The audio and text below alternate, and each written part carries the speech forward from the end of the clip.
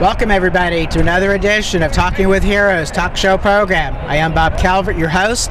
Behind the camera, Ron Link, retired Army Ranger, 20-year veteran serving our country. And we're here on www.talkingwithheroes.com. Our online news site is thankyoufforyourservice.us. Well, folks, we're on our last day in Iraq. And we're here at Camp Victory. In the background, as you watch the video, you'll see a very large building. It's Alfaw Palace. And I'm here with a Maryland National Guard, Captain Christian Callender. And he's going to tell us a little bit about what we're getting ready to see when we go inside on a tour. But first, if you don't mind, introduce yourself, where you're from, how long you served. I'm Captain Christian Callender. I'm from Columbia, Maryland, and I've been in 17 years. And you've had multiple deployments, right? That's correct. Talk about the palace back here. I mean, it's been fun hanging out with you because you're kind of like an historian in so many ways to me. You talk about all the stuff that you know, and you've been talking a lot about the palace. So just kind of share with people a little bit, maybe a little history quick. Okay, well, Alfaw Palace is also known as the Water Palace for what should be obvious reasons. It's on here on a man-made lake. Alfaw was built to commemorate two battles, really, for the Alfaw Peninsula. One centuries ago against the Persians, and one during the 80s against the Iranians. If you look at the door, you'll actually see over it, there's a big tablet in Arabic. It actually dedicates this palace to the memory of the men who died serving Iraq against their ancient enemy. It took 2 years to build. You have to think of it as kind of like a really big McMansion, in that it's a kind of a standing monument to quick, efficient building, and also gaudiness, and as you'll see when you go inside, some kind of shoddy workmanship. It's rumored that Saddam Hussein wouldn't actually even let his children come here without his express permission. I'm not sure why, but that's what they keep saying about it. But when you go inside, you'll see everything from imported frescoes from Morocco. You'll see a lot of marble that was imported from Italy, oddly enough during the time when there were sanctions against such things. But it's a fairly interesting palace, and I think you'll enjoy it. Okay. I'd like to ask you something just real quick. You've had multiple deployments. What would you say to the American people about differences in terms of the progress that you're seeing now? It's really just, it's very different in that the stresses are still there, but they're of a different nature. Anytime you're away from your home and your family, it's difficult. But it's certainly somewhat safer. We still see some dangerous aspects of this job, but more often than not, it's really being away from your family and friends that makes it tough. Yeah, and the excessive heat too. Well, actually, yeah, we got a little breeze going here. It's only about 117 degrees today, so it's not too bad. It's still early, though. It's still early, right? Okay, why don't you look at the camera and give a shout out to some family and friends back home. I'd like to say hi to my family in Maryland, especially my wife Danielle and my little daughter Lydia. Love you guys.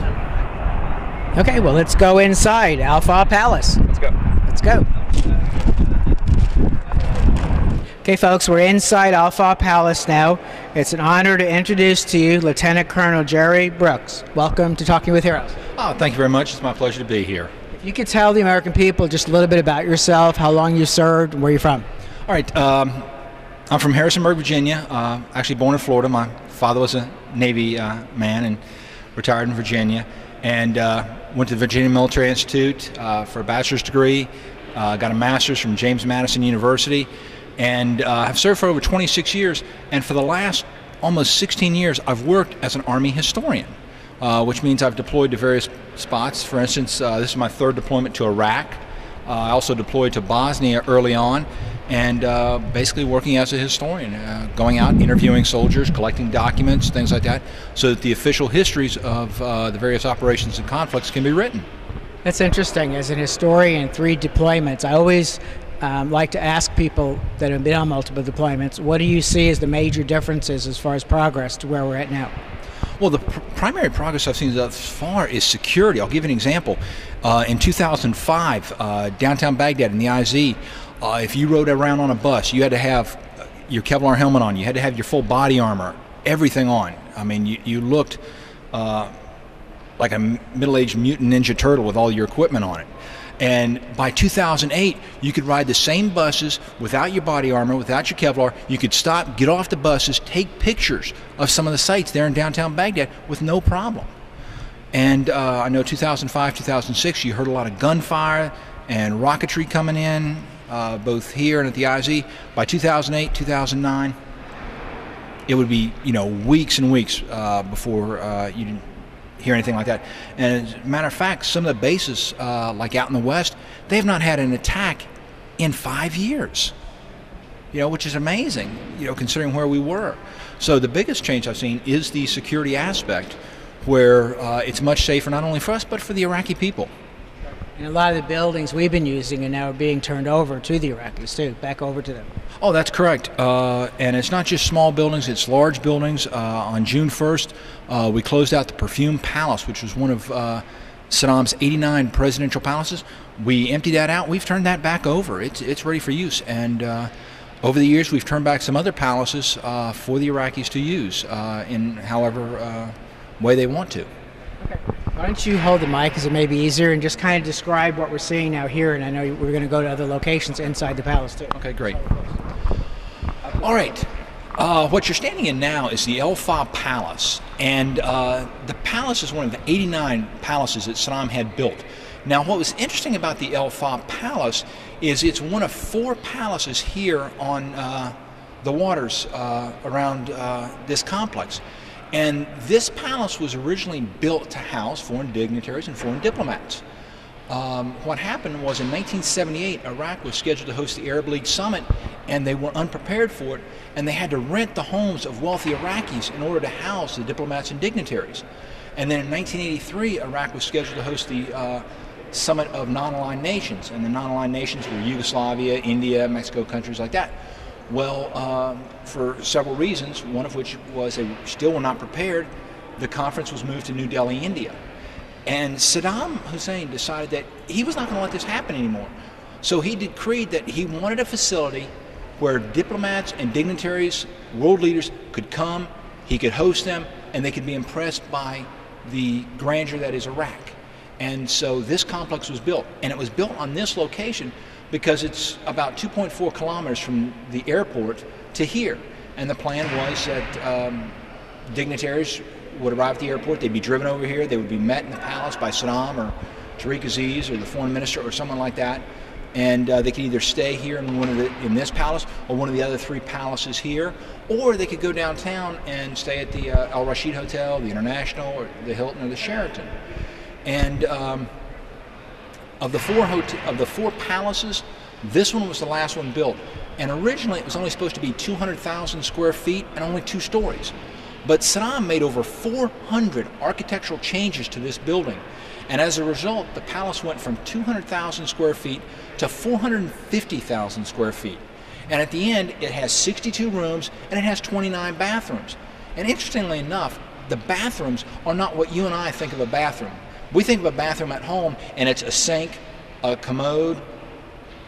But here, one bathroom, the largest one, has a central waiting room, it has 2 wings, and there are 5 rooms on each wing.